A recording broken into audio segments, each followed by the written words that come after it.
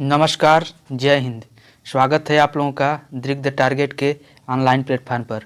कैसे हैं आप लोग? आशा करता हूं स्वस्थ होंगे, मस्त होंगे। आपकी पढ़ाई लिखाई बिल्कुल शानदार तरीके से चल रही होगी। आज की क्लास में हम लोग चर्चा करने वाले हैं सर्वनाम के विषय में। लेकिन उससे पहले इस क्लास से जुड़े रहने के लिए चैनल को सब्सक्राइब कर दीजिए, लाइक कर दीजिए, शेयर कर दीजिए, जिससे कि ज़्यादा से ज़्यादा लोग इस क्लास से जुड़ सकें। तो आइए बिना देर किए स्टार्ट करते हैं आज की अपनी क्लास। आज की क्लास में हम लोग चर्चा करने वाले हैं सर्वनाम के विषय में। तो आइए जानते हैं सर्वनाम को। जो शब्द संज्ञा के स्थान पर प्रयुक्त होते हैं उन्हें सर्वनाम कहते हैं। दरअसल जब एक ही वाक्य में कई बार संज्ञा शब्द की पुनरावृत्ति होती है तो उसके स्थान पर हम सर्वनाम का प्रयोग करते हैं, जिससे उस वाक्य की शोभा बढ़ जाती है। जैसे उदाहरण के माध्यम से हम समझने की कोशिश करें तो यहाँ पर एक वाक्य दिया गया है, राम एक अच्छा अध्यापक है। राम बच्चों को पूरी मेहनत और लगन से पढ़ाता है। राम के पास एक गाय है। अब यहाँ पर देखिए, राम संज्ञा की पुनरावृत्ति बार बार हो रही है।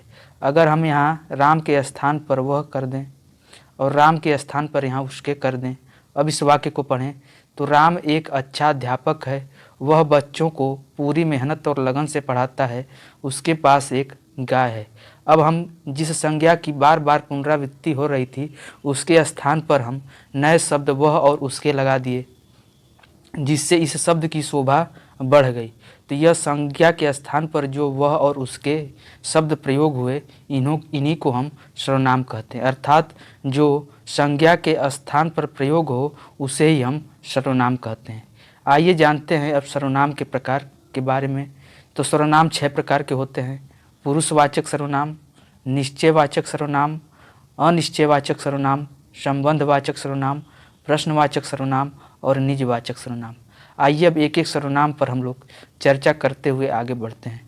तो सबसे पहले हम बात करते हैं पुरुषवाचक सर्वनाम की। पुरुषवाचक सर्वनाम 3 प्रकार के होते हैं: उत्तम पुरुष, मध्यम पुरुष और अन्य पुरुष। उत्तम पुरुष क्या है? जो वक्ता है, अर्थात जो किसी के विषय में बात करता है वह उत्तम पुरुष है। इसके अंतर्गत जैसे मैं और हम, उत्तम पुरुष के अंतर्गत आते हैं मैं और हम। मध्यम पुरुष जो श्रोता है, अर्थात जो वक्ता के द्वारा कही गई बात को सुनता है, वह मध्यम पुरुष है, इसके अंतर्गत तुम आता है। और अन्य पुरुष जिसके बारे में बात की जा रही हो वह अन्य पुरुष है, इसके अंतर्गत यह, वह, ये और वे आते हैं। तो यहाँ पर ध्यान रखना है कि उत्तम पुरुष के अंतर्गत मैं और हम, मध्यम पुरुष के अंतर्गत तुम और अन्य पुरुष के अंतर्गत यह, वह, ये या वे आते हैं। मैं के और भी रूप होते हैं, जैसे मैंने, मुझे, मुझको, मेरा, मेरी। उसी प्रकार हम के भी कई रूप होते हैं, जैसे हमने, हमें, हमारा, हमारी, हमें। तुम के भी कई रूप होते हैं, जैसे तुझे, तुझको, तुम्हारा, तुम्हारी, तुम्हें, आपका, आपकी, आप। और अन्य पुरुष के भी कई रूप होते हैं, जैसे उसके, उसका, उसने, उसकी, उन्हें और उनका। तो यहाँ पर हमें ध्यान रखना है कि उत्तम पुरुष के अंतर्गत मैं या फिर उसके रूप, हम या फिर उसके रूप जो आएँ वह उत्तम पुरुष के अंतर्गत आएंगे। तुम या उसके रूप जो आएँ वह मध्यम पुरुष के अंतर्गत आएंगे।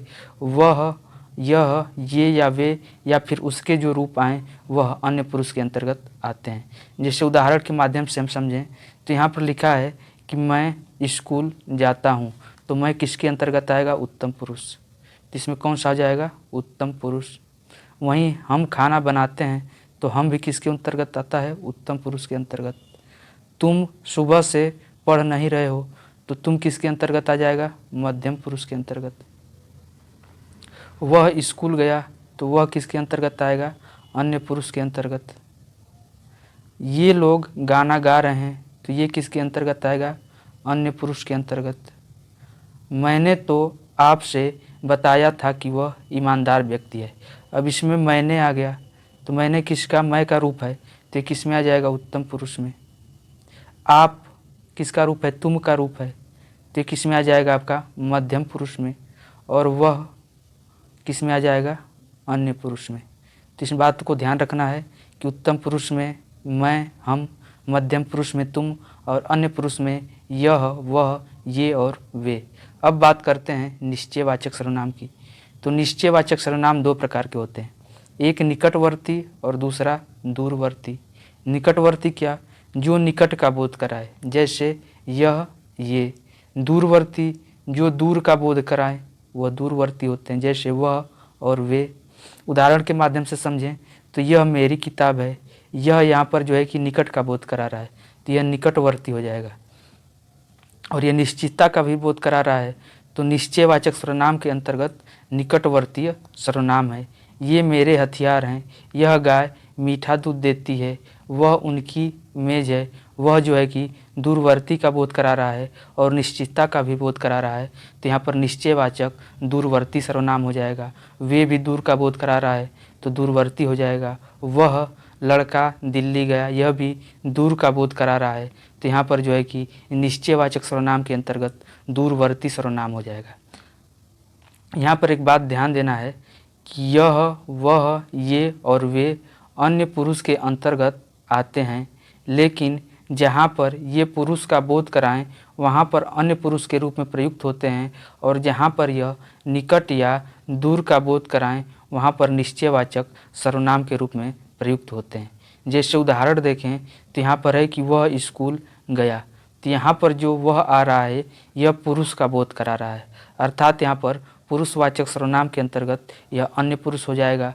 और यहाँ पर है कि वह लड़का स्कूल गया, तो यहाँ पर जो वह है यह दूर का बोध करा रहा है, तो यहाँ पर क्या हो जाएगा, दूरवर्ती निश्चयवाचक सर्वनाम हो जाएगा। अब बात करते हैं हम लोग अनिश्चयवाचक सर्वनाम की। तो जिन सर्वनाम से किसी निश्चित वस्तु या प्राणी का बोध नहीं होता है वहाँ अनिश्चयवाचक सर्वनाम होता है, वहाँ अनिश्चयवाचक सर्वनाम होता है। यह दो प्रकार के होते हैं, वस्तुबोधक और प्राणिबोधक। जो वस्तु का बोध कराए वह वस्तुबोधक, और जो प्राणी का बोध कराए वह प्राणिबोधक। वस्तुबोधक के अंतर्गत आता है कुछ और प्राणिबोधक के अंतर्गत आता है कोई। जैसे उसने कुछ नहीं खाया, तो यह कुछ जो है वस्तु का बोध करा रहा है और अनिश्चित भी है, क्या खाया क्या नहीं खाया इसके बारे में कुछ नहीं बताया गया। से दीदी ने कल बाजार से कुछ मंगाया था, अब क्या मंगाया था निश्चित नहीं है, और इससे जो है कि वस्तु का बोध हो गया, तो यह अनिश्चित वस्तुबोधक सर्वनाम होगा। उसी प्रकार कोई आ गया तो क्या करोगे, कौन आएगा इसके बारे में कोई निश्चित नहीं है, लेकिन इससे प्राणी का भी बोध हो रहा है, तो यह निश्चितवाचक प्राणिबोधक सर्वनाम होगा। मुझसे कोई कह रहा था कि दीपू कानपुर गया, कौन कह रहा था यह निश्चित नहीं है, लेकिन इस कोई से प्राणी का बोध हो रहा है, अर्थात यह अनिश्चित प्राणिबोधक सर्वनाम होगा। आइए अब हम बात करते हैं प्रश्नवाचक सर्वनाम के बारे में। प्रश्न करने के लिए प्रयुक्त होने वाले सर्वनाम शब्दों को प्रश्नवाचक सर्वनाम कहते हैं। यह दो प्रकार के होते हैं, एक होता है प्राणिबोधक और दूसरा है वस्तुबोधक। अर्थात जिन प्रश्नवाचक शब्दों से प्राणी का बोध हो उसे प्राणिबोधक कहते हैं, जैसे कौन, और जिन प्रश्नवाचक शब्दों से वस्तु का बोध हो उसे वस्तुबोधक प्रश्नवाचक सर्वनाम कहते हैं। जैसे यहाँ पर दिया है क्या, अब उदाहरण से समझने की कोशिश करें तो यहाँ पर दिया है आपका कि कौन आया था, तो यहाँ पर प्रश्नवाचक शब्द आ गया और इससे प्राणी का बोध हो रहा है, तो यह प्राणिबोधक प्रश्नवाचक शब्द हो जाएगा। तुम्हें परेशान करने वाला कौन आदमी है, तो यहाँ पर कौन आ गया, प्राणी का बोध हो रहा है, तो यहाँ पर क्या हो जाएगा, प्रश्नवाचक प्राणिबोधक सर्वनाम। क्या लाया था, क्या लाया था, तो इससे वस्तु का बोध हो रहा है और यह प्रश्नवाचक है, तो ये क्या हो जाएगा आपका प्रश्नवाचक वस्तुबोधक सर्वनाम। तुम क्या क्या खाए, अब यहाँ पर क्या क्या से वस्तु का बोध हो रहा है, तो यह क्या हो जाएगा वस्तुबोधक प्रश्नवाचक सर्वनाम। आइए अब बात करते हैं निजवाचक सर्वनाम की। निजवाचक सर्वनाम स्वयं अर्थात निजी के लिए प्रयुक्त होता है, जैसे अपने आप, स्वयं, स्वतः, खुद। जैसे उदाहरण देखें, मैं यह कार्य स्वयं कर लूँगा, अर्थात जहाँ पर स्वयं का बोध हो वहाँ पर निजवाचक सर्वनाम होता है। जैसे उदाहरण है कि मैं अपने आप दुकान चला रहा हूँ, तो यहाँ पर भी स्वयं का बोध हो रहा है या निजिता का बोध हो रहा है, तो यहाँ पर जो है कि निजवाचक सर्वनाम होगा। यहाँ पर एक बात ध्यान देने की ज़रूरत है कि ध्यान रहे कि यहाँ प्रयुक्त आप स्वयं के लिए प्रयुक्त हुआ है, जबकि मध्यम पुरुष में प्रयुक्त आप तुम के स्थान पर आदर या सम्मान देने के लिए प्रयुक्त होता है। जैसे आप कहाँ जा रहे हो, तो यह जो आप प्रयोग हुआ है यह तुम के स्थान पर प्रयोग हुआ है, अर्थात यहाँ पर जो है कि आपका पुरुषवाचक सर्वनाम होगा, पुरुषवाचक सर्वनाम होगा। लेकिन यहाँ पर मैं अपने आप दुकान चला रहा हूँ, यहाँ पर जो आप आया है यह स्वयं का बोध करा रहा है, इसीलिए यहाँ पर निजवाचक सर्वनाम होगा। और उदाहरण देखते हैं, दीपक इस कार्य को खुद करने लगा है, अर्थात स्वयं करने लगा है, तो यहाँ पर भी निजवाचक सर्वनाम होगा। तुम रहने दो, मैं अपने आप चला जाऊँगा, मैं अपने आप चला जाऊँगा, तो यहाँ पर भी जो है कि निजिता का बोध हो रहा है, तो यहाँ पर भी निजवाचक सर्वनाम हो जाएगा। अब बात करते हैं संबंधवाचक सर्वनाम की। जिस सर्वनाम का प्रयोग किसी शब्द या वाक्य का किसी अन्य शब्द या वाक्य से संबंध बताने के लिए किया जाता है, उसे संबंधवाचक सर्वनाम कहते हैं। जैसे जो, सो और वो। उदाहरण देखें तो जो आया है सो जाएगा, तो इसमें जो और सो हैं, यह दो वाक्यों को जोड़ने का कार्य कर रहे हैं, अर्थात संबंध बताने का कार्य कर रहे हैं, तो यहाँ पर संबंधवाचक सर्वनाम हो जाएगा। जो मेहनत करेगा वो सफल होगा, यहाँ पर जो और वो दो वाक्यों को जोड़ने का अर्थात संबंध बताने का कार्य कर रहे हैं, तो जो और वो जो है कि संबंधवाचक सर्वनाम हो जाएंगे।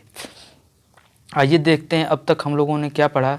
तो अब तक हम लोगों ने पढ़ा पुरुषवाचक सर्वनाम के बारे में, जो 3 प्रकार के होते हैं, उत्तम पुरुष, मध्यम पुरुष और अन्य पुरुष। उत्तम पुरुष के अंतर्गत मैं और हम आते हैं और इनके अन्य रूप भी आते हैं। मध्यम पुरुष के अंतर्गत तुम आता है और इनके अन्य रूप भी आते हैं।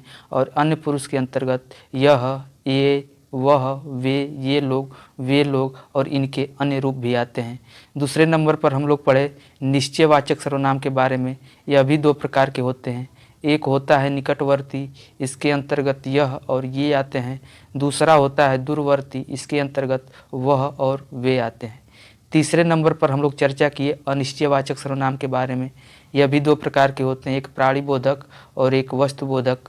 प्राणिबोधक के अंतर्गत कोई आता है और वस्तुबोधक के अंतर्गत कुछ आता है।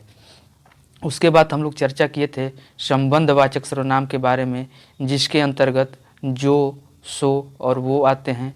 उसके बाद हम लोग चर्चा किए प्रश्नवाचक सर्वनाम के बारे में। ये 2 प्रकार के होते हैं, एक प्राणिबोधक, प्राणिबोधक के लिए कौन प्रयोग किया जाता है, और दूसरा होता है वस्तुबोधक, जिसके लिए क्या प्रयोग किया जाता है।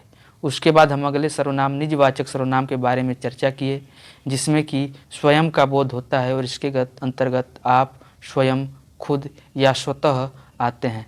तो मैं आशा करता हूँ कि यह क्लास आपको बहुत अच्छे तरीके से समझ में आई होगी। अब मिलते हैं आपसे नेक्स्ट क्लास में, तब तक के लिए नमस्कार, जय हिंद, धन्यवाद।